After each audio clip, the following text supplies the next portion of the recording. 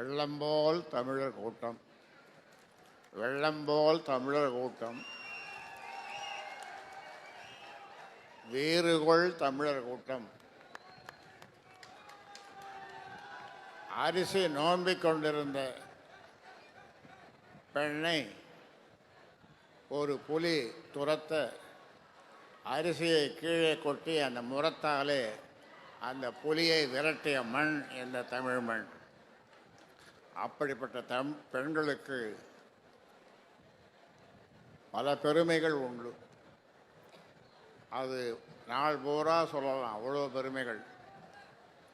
ஆக பெண்கள் இல்லாமல் நாம் இல்லை, உலகமே இல்லை. அவர்களுக்கு உள்ள சக்தி, ஆக்கும் சக்தி, காக்கும் சக்தி, தீமைகளை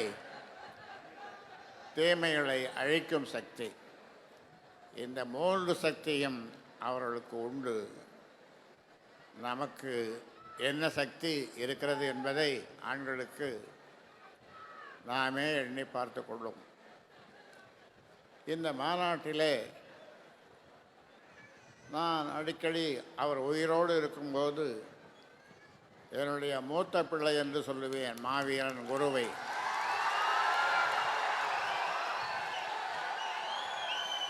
அவர் உயிரோடு இருந்திருந்தால் எந்த அளவுக்கு சிறப்பாக நடத்துவாரோ அதே போன்று சிறப்பாக இந்த மாநாட்டை இந்த டெல்டா மாவட்ட செயலாளர்களும், அரியலூர் மாவட்ட செயலாளர்களும், பிற மாவட்ட செயலாளர்களும் போட்டி போட்டுக்கொண்டு வண்டிகளை எடுத்து இந்த மாநாட்டை சிறப்பாக நடத்தி கொண்டிருக்கிறார்கள். மாநாட்டிற்கு பெருமை சேர்த்து கொண்டிருக்கிறார்கள். அந்த வகையிலே தமிழ்நாட்டில் இருக்கிற நம்முடைய கட்சியினுடைய வன்னியர் சங்கத்தினுடைய மாவட்ட செயலாளர்கள் மற்ற பொறுப்பாளர்களெல்லாம் இந்த நேரத்தில் வெகுவாக பாராட்டுகிறேன். ஏனென்றால் இது போன்ற ஒரு மாநாட்டை வேறு எவரும் நடத்த முடியாது என்ற அளவிற்கு நான் ஆரம்பத்திலே சொன்ன மாதிரி வெள்ளம்போல் தமிழர் கூட்டம். இது இந்த கூட்டம் வழியிலே இடையிலே மழை இருந்தாலும் இன்னும் சில காவலர்கள் ஒத்துழைத்திருந்தால் அவர்களும் இங்கே வந்திருப்பார்கள். இன்னும் நின்று கொண்டு உட்காருவதற்கு இடம் இருந்திருக்காது. காவல்துறையும் அரசும் அதிகாரிகளும் வெகுவாக ஒத்துழைப்பு தந்தார்கள், எல்லா வகையிலும் ஒத்துழைப்பு தந்தார்கள். ஆனால் கடைசி நேரத்தில் இந்த மழை பெய்யும் போது அங்கே சில வண்டிகளை தடுத்து நிறுத்தி அவர்கள் வரவிடாமல் செய்து விட்டார்கள். அதற்காக அவர்களை நான் குற்றம் சொல்லவில்லை. ஆனால் அவர்கள் செய்திருக்கக்கூடாது. அப்படி அதே நேரத்தில் அவர்கள் கொடுத்த காவல்துறையும் அரசு அதிகாரிகளும் கடலோர காவல்படையும் கொடுத்த ஒத்துழைப்பு வியக்கத்தக்கது. அந்த வகையில் அவர்களுக்கு இந்த நேரத்தில் நன்றி சொல்ல கடமைப்பட்டிருக்கின்றேன். இங்கே திருவண்ணாமலை மாவட்டத்தை ஆட்கொண்டு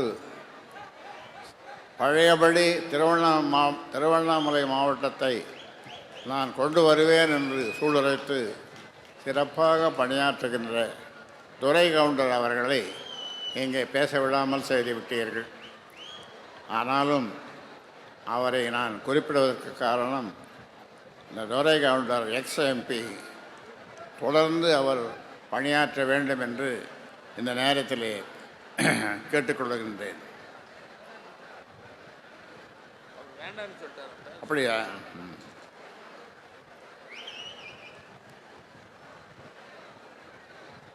மங்கையராய் பிறப்பதற்கு மாதவம் செய்திடல் வேண்டும்னா கவிமணி தேசிக விநாயகம் பிள்ளை சொன்னார்.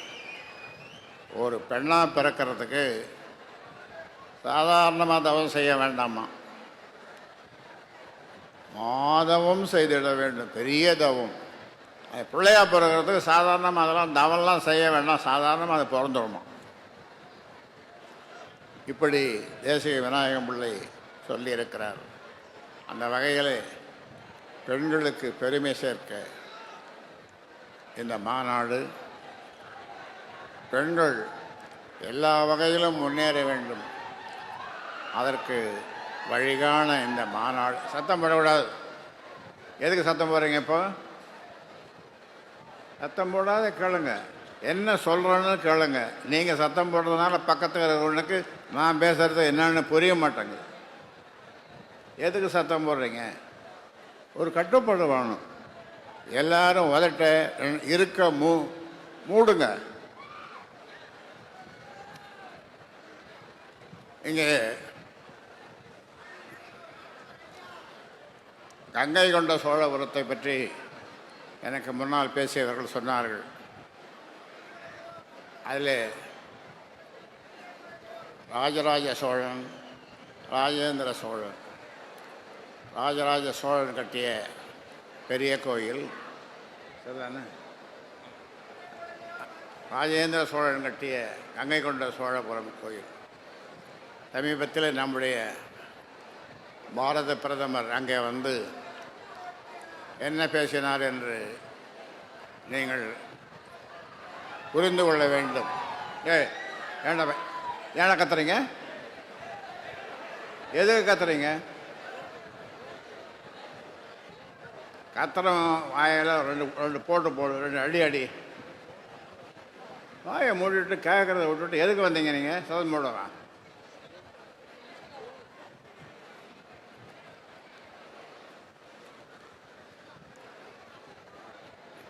நமது பாரத பிரதமர் மோடி அவர்கள் தந்தையை மிஞ்சிய தனையன் இருக்கக்கூடாது, அதற்கு உதாரணம் பெரிய கோயிலும் கங்கை கொண்ட சோழபுரத்தில் இருக்கிற அந்த கோயிலும் உதாரணம் என்று சொன்னார்கள். அருமையான வார்த்தை.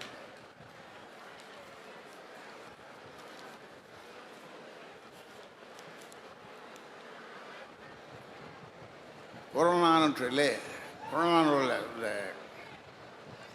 சிலப்பதிகாரத்திலே மாமழை போற்றுதும் திங்களை போற்றும் என்று சொன்னார்கள். இன்னொன்றை அவர் அந்த காலத்திலே சொல்லவில்லை, பெண்களை போற்றுவதும் என்று இப்பொழுது நாம் சொல்லுவோம். பெண்களை போற்றுவதும்.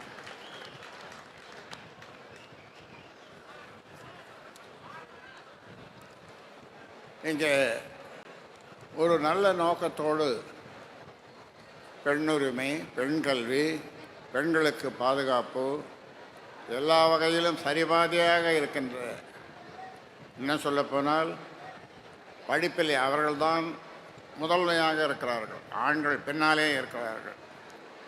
அதே மாதிரி தொழில் செய்வதிலே கூட அவர்கள் இன்னும் முன்னுக்கு வந்து கொண்டிருக்கிறார்கள்.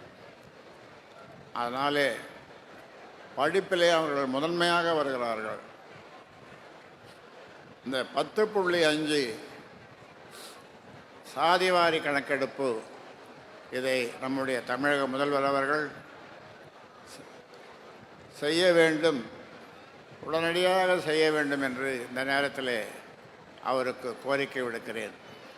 அப்படி செய்தால் தமிழ்நாட்டில் இருக்கிற 320 சமுதாயங்கள், நாங்கள் யார், எங்களுடைய ஜனத்தொகை என்ன, எங்களுடைய வாழ்விடம் எப்படி இருக்கிறது, சமூக நிலைமை என்ன, அதையெல்லாம் அந்த ஜாதிவாரி கணக்கெடுப்பிலே தெரிய வரும்.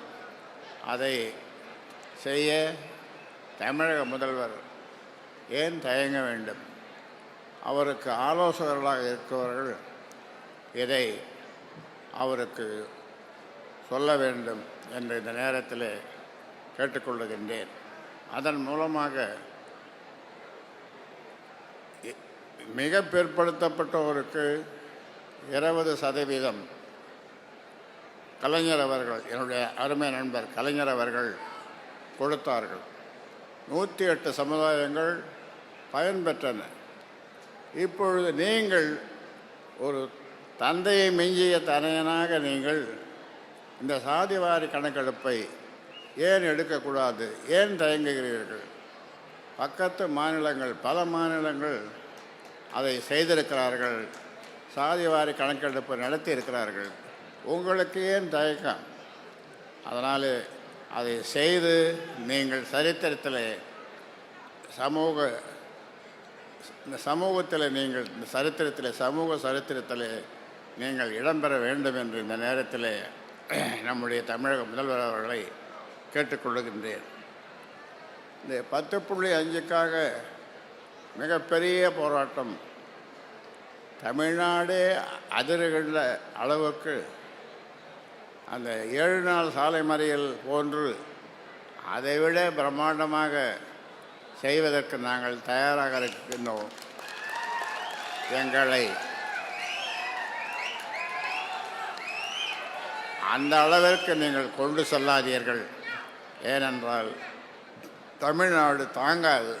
நாங்கள் அப்படிப்பட்ட ஒரு போராட்டத்தை செய்தால் தமிழ்நாடு தாங்காது. அதனால் மக்கள் பாதிக்கப்படுவார்கள் என்பதை நாங்கள் உணர்வோம். ஆனாலும் ஒரே ஒரு தீர்மானத்திலே, அரசு தீர்மானத்திலே சாதிவாரி கணக்கெடுப்பு உடனடியாக நாங்கள் நடத்துவோம் என்று நீங்கள் அறிவியுங்கள் என்று தமிழக முதல்வரை அன்போடு கேட்டுக்கொள்கின்றேன்.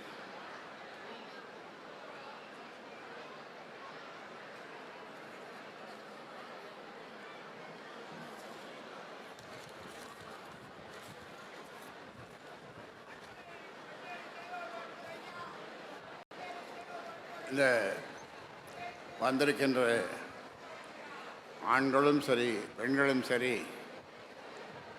இரண்டை நீங்கள் ஒழிக்க வேண்டும். உங்கள் தெருவிலே அல்லது உங்கள் வீட்டிலே உங்கள் பிள்ளைகளோ அல்லது வேறு உங்களுடைய உற்றார் உறவினர்களோ மதுவையோ கஞ்சாவையோ தொடாமல் விற்காமல், அந்த பகுதியில் விற்காமல் பார்த்து கொள்ள நீங்கள் எல்லாம் முனைப்பாக இருக்க வேண்டும். அப்படி இருந்தால் அதற்காக அந்த தெருவிலே, அந்த பகுதியிலே, அந்த வட்டாரத்திலே நீங்கள் கடுமையான போராட்டம் செய்யுங்கள். என்னை கூப்பிட்டாலும் நான் அந்த போராட்டத்திற்கு வருகிறேன். அது சின்ன சின்ன போராட்டமாக இருந்தாலும் சரி. இந்த கஞ்சா ஒழிய வேண்டும், சாராயம் ஒழிய வேண்டும். இந்த சமூகம், பெண்கள் நிம்மதியாக வாழ வேண்டும் என்றால் இந்த 2 தீமைகளும் ஒழிய வேண்டும். இது செய்வது பெரிய காரியமில்லை. தமிழக முதல்வர் அவர்களே, ஒரு 3 மாதம் என்னிடம் ஆட்சியை கொடுங்கள் என்று கேட்க மாட்டேன், அது சாத்தியம் அல்ல. ஆனாலும் ஒரு 10 அதிகாரிகளை என்னிடம் அனுப்புங்கள்.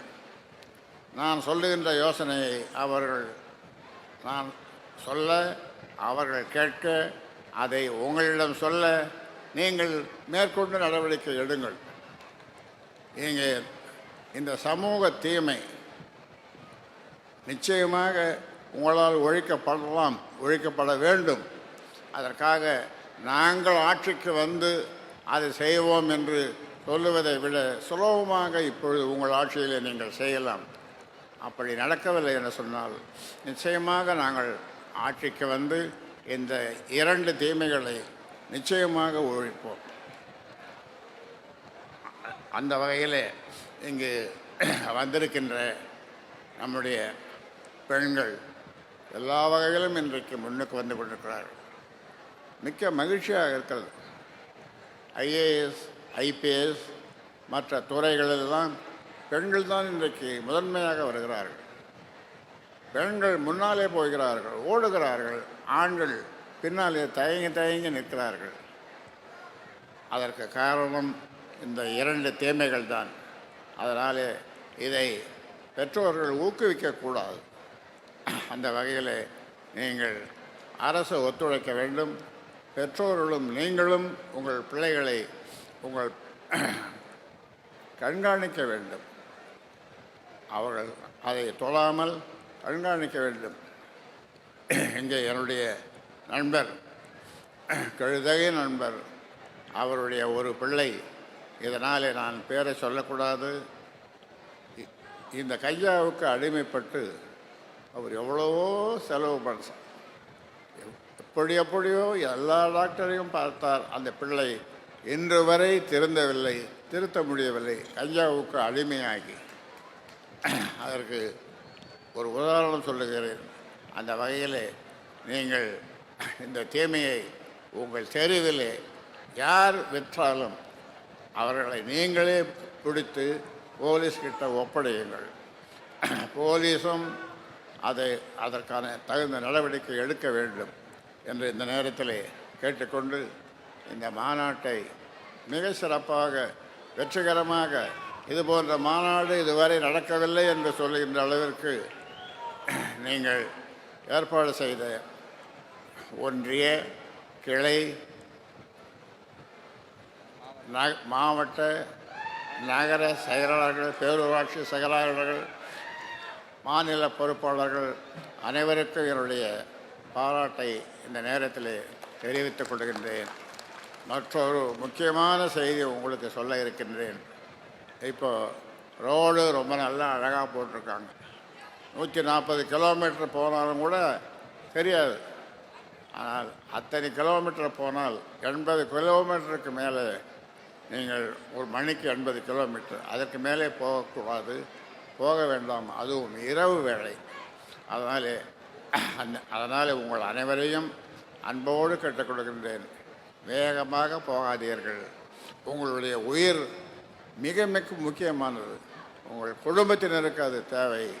நீங்கள் உயிரோடு இருக்க வேண்டும். ஒரு சின்ன விபத்து கூட எங்கும் நடக்கக்கூடாது. இந்த மாநாட்டுக்கு சென்றோம், இந்த விபத்து நடந்தது என்ற கெட்ட பெயர் இந்த மாநாட்டிற்கு பொறுப்பாளர்களுக்கு வரக்கூடாது.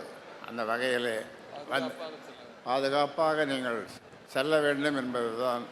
அந்த வகையில் வேகமாக போய் என்ன சாதிக்க போகிறோம்? எல்லாவற்றையும் விட உயிர் முக்கியமானது. அந்த உயிர் போன பிறகு அப்புறம் என்ன இருக்கிறது? குடும்பமே இல்லை.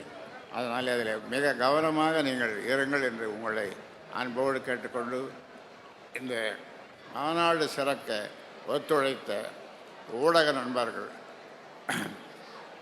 நண்பர்களுக்கு, தொலைக்காட்சி பத்திரிகை நண்பர்களுக்கு என்னுடைய பாராட்டையும் தெரிவித்துக் கொண்டு, வாழ்த்துக்களையும் தெரிவித்துக் கொண்டு, அதே மாதிரி இதுவரை ஒத்துழைப்பு கொடுத்த காவல்துறை அதிகாரிகளுக்கும் ஏனைய அரசு ஊழியர்களுக்கும்,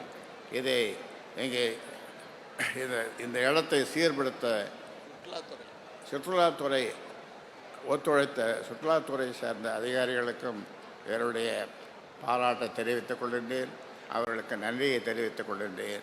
என்னுடைய அருமை சொந்தங்களே, என் உயிரினும் மேலான என்